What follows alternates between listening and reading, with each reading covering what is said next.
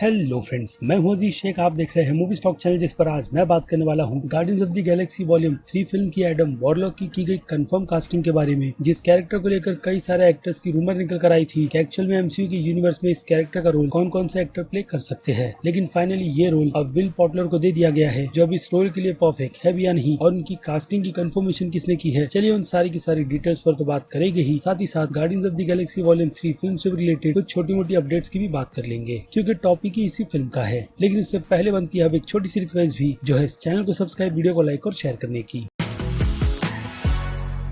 So friends, तो no doubt जब will Potter का नाम निकल कर आया एडम वॉरलॉक के कैरेक्टर के रोल के लिए, तो कई सारे लोग कंफ्यूज हो गए थे कि ये मीम बॉय एमसीयू के इस आइकॉनिक कैरेक्टर का रोल प्ले कर भी पाएगा या नहीं। तो उन्हें मैं बता दूं कि विल पॉटलर सिर्फ मीम बॉय के नाम से ही नहीं, बल्कि अपनी एक्टिंग की वजह से भी जाने जाते हैं, जो काफी अंडररेटेड रहे हैं हॉलीवुड में। और मुझे लगता है एडम वॉरलॉक फिल्म उनके करियर को एक बूस्ट देगी, जिसकी आज की तारीख में उन्हें सबसे ज्यादा जरूरत है, क्योंकि उनकी शुरुआत फिलहाल तो हॉलीवुड में बिल्कुल भी ठीक ढंग से नहीं हुई थी। इसलिए मेरी नजर में वो एक परफेक्ट चॉइस है एडम वॉरलॉक के रोल के लिए, जिस पर आपको भी डाउट बिल्कुल भी नहीं करना चाहिए, क्योंकि ये कास्टिंग ऑब्वियसली केविन फेगी और जेम्स गन की तरफ से ही कंफर्म की गई है, तभी जाकर उन्हें इस रोल के लिए कंफर्म कर लिया गया है। वरना अगर देखा जाए तो इस रेस में सिर्फ विल ही शामिल नहीं थे, बल्कि इस लिस्ट में उनसे भी ज्यादा टैलेंटेड दो और एक्टर थे, जिनमें से एक नाम रेगी पेज का है तो दूसरा नाम जॉर्ज मैकी का था। यानी कि इन दोनों टैलेंटेड एक्टर्स से इस रोल को छीनना कुछ छोटी मोटी बात भी नहीं है। और अच्छा भी लगा कि फाइनली एडम वॉरलॉक का कैरेक्टर हमें गार्डियंस ऑफ द गैलेक्सी 2 के टीज के बाद इसी फिल्म के वॉल्यूम 3 में बिल्कुल ही एक्शन करता हुआ नजर आने वाला है, जिसके लिए कॉमिक फैंस इस कैरेक्टर को जानते हैं। लेकिन कॉमिक बुक में एडम वॉरलॉक का जो काम था, यानी कि इन्फिनिटी गॉन्टलेट और हाई इन्फिनिटी स्टोन से रिलेटेड, तो उसे कंट्रोल करने के लिए इस कैरेक्टर की जरूरत है नहीं, जिसका कॉमिक बुक में इंप्रेशन काफी ज्यादा था इन्हीं चीजों के ऊपर। यानी कि अब देखना इंटरेस्टिंग ये भी रहेगा कि जेम्स गन ने इस कैरेक्टर को लेकर किस तरीके की स्टोरी राइटिंग लिखी है, क्योंकि जेम्स गन इस कैरेक्टर को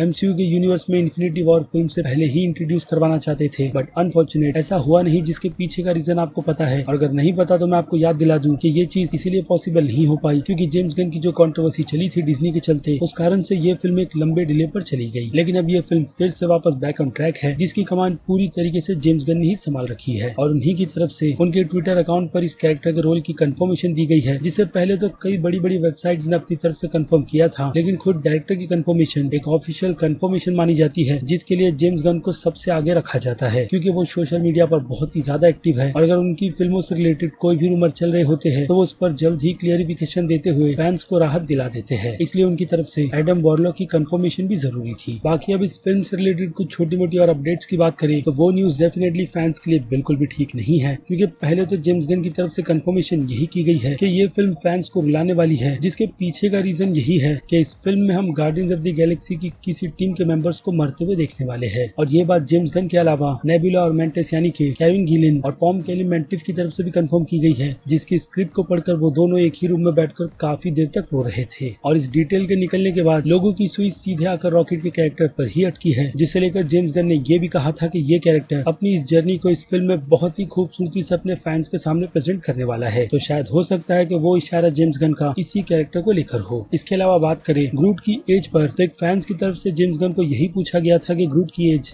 अवेंजर्स एंड गेम फिल्म में जितनी दिखाई गई थी उस पर कुछ और भी फर्क पड़ेगा, या फिर इस एज को इस फिल्म में धीरे धीरे बढ़ाकर दिखाया जाएगा। जिसे लेकर जेम्स गन की कंफर्मेशन यही है कि ग्रूट को जितना बढ़ना था वो अब बढ़ चुका है, जिसे वॉल्यूम 3 फिल्म लोगों के सामने बिल्कुल परफेक्शन के साथ रखेगी। यानी कि जैसा ग्रूट फैंस चाहते थे, उन्हें ये फिल्म बिल्कुल वैसा ही ग्रूट देने वाली है, या फिर सिंपली कह लो कि guardians of the Galaxy volume 1 की तरह। उसके बाद आ जाए फिल्म की टाइमलाइन पर, तो इस फिल्म की टाइमलाइन जेम्स गन के अकॉर्डिंग प्रेजेंट की ही रहेगी, यानी कि एमसीयू की चल रही प्रॉपर अभी की टाइमलाइन पर, जो कि ईयर 2024 की है। खैर, तो अब इन डिटेल्स को लेकर आपकी क्या राय है उस बारे में मुझे कमेंट कर जरूर बताइएगा, क्योंकि वक्त है वीडियो को यहीं पर खत्म करने का। मैं हूं अजीज शेख, आप देख रहे थे मूवी स्टॉक चैनल, जिसे अगर आपने अभी तक सब्सक्राइब नहीं किया है तो सब्सक्राइब कर लीजिए, और बगल में बने हुए इस बेल आइकन के साथ साथ नोटिफिकेशन को भी ऑल पर क्लिक कर दीजिएगा। बाकी मैं मिलूंगा जल्दी आपसे दूसरी किसी वीडियो में किसी और फिल्म या फिर किसी और सीरीज के टॉप पर बात करते हुए। तब तक के लिए आप मेरे चैनल के बाकी दूसरे वीडियोस को भी एंजॉय कीजिए, और टिल देन बाय।